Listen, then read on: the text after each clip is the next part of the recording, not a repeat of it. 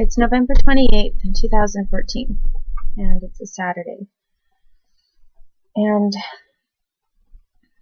yesterday I made about an hour of video describing one of the United States government strategies for raping me and getting away with it. And as I said, what they did was intended to look very natural and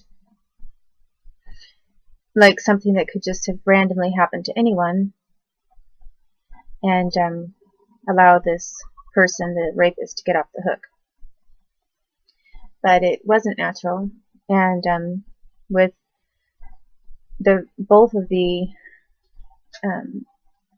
strategies that I've already mentioned, the one where I was standing and the one where I was from a seated position, they were both involving a specific sequence of triggers and cues that I was supposed to, which then indicated, without saying directly to me, okay, this is a serious situation where you are expected to do what we taught you to do, you're going to get killed or tortured. So the sequence of cues was different for each of the premeditated ideas for how to rape me. And one of the things that I did forget to mention with the second strategy, which involved raping me from a seated position, typically their idea was that I would be in a car or something, and they would get me to do a blowjob for them or something, and then make it look like I did it all on my own, and I wasn't being raped. But just because someone didn't say out loud to me, I'm going to kill you if you don't do this, doesn't mean that it's not rape. Because when the government was involved for so many years, and for such a large amount of time with so many individuals in using the exact same sequence of triggers to program me to respond to them, or else they'd attack me and issue their death threats and torture later, that basically, when they then present the same situation, knowing what effect it's going to have on me, that amounts to rape. And that's what they did to me. And one of the triggers or cues that I forgot to mention was that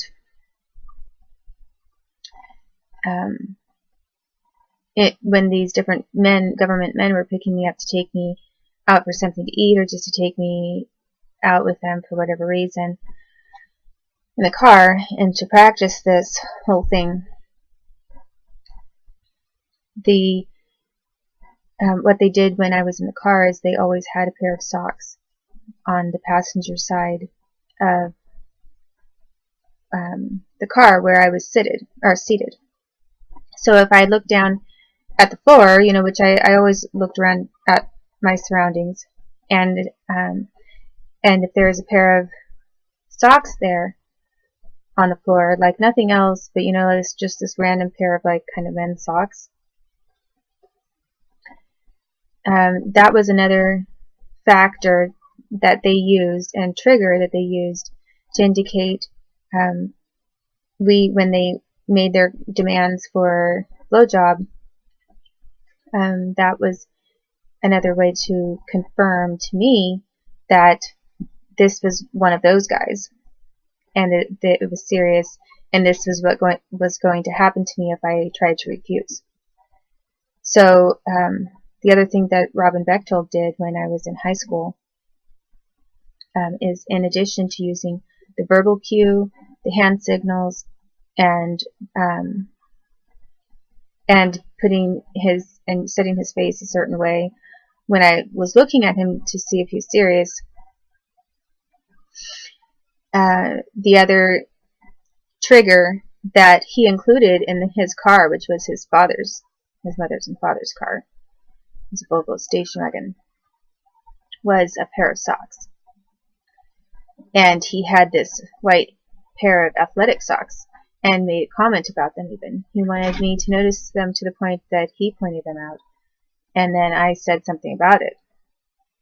I said, what are these doing here? And then from that point is when he attempted to get me to do this act for him, which I did because I was because I'd been tortured my entire childhood and life to do that, and he deliberately used a government strategy against me to facilitate a rape for himself. And then later, when he raped me when I was incapacitated, years later after that, he involved other government employees to help facilitate that. And the comments that he made for both of these rape situations that he was involved in, which his father helped organize and tried to brainwash me into accepting when I was a kid, when they were training me to do all this stuff, and also his mom. I mean, his mom, you don't really think of women being involved in child molestation, but they are. She was licking my private parts when I was a little kid, very little. So some of these male-female teams that were government employees that teamed up against me often had a woman that was either bisexual or just a pedophile or just hated kids and wanted to ruin their lives, because they were also involved in the grooming, quote-unquote, and rape of me, and torture, because they incorporated torture into everything they did. And threats with, like, cops that they knew. You know, they'd have a cop come to their door that they knew who would try to threaten me, saying, no one's going to believe you, but I can do a lot of things to you that you wouldn't like. So then,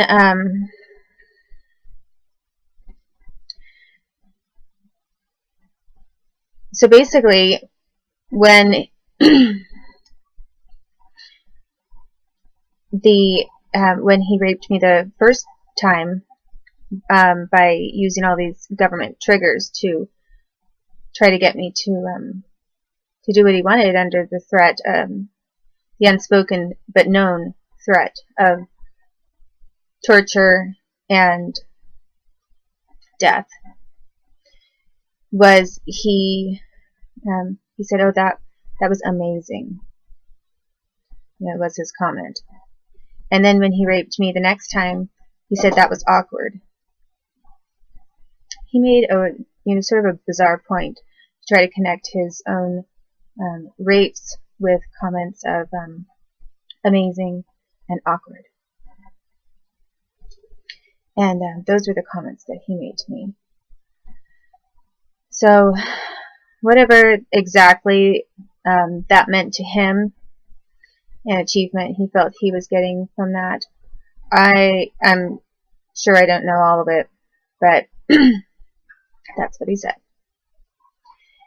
And so anyway, it was right after that when they attempted to use with him, and when I was in high school, that was the first time the government attempted to use one of the rape strategies against me to see if it still worked when I was older. And I didn't connect at the time that, oh yeah, this is the son of George Bechtold, because it had been so long since I'd seen George. I didn't think of him and Janet as being, oh yeah, those child molesters from back when I was repeatedly taken to. And the same thing with Mike Tanzer. I never thought, I didn't connect him with Joy Sterling Tanzer or his dad, Boris Tanzer, who I was taken around with at all. So basically, they just had their kids show up, and knowing that I didn't know who they were, they used them to rape me. And when Robin did this one, the first one, I think then the government had a panic reaction because they thought, oh good, this works.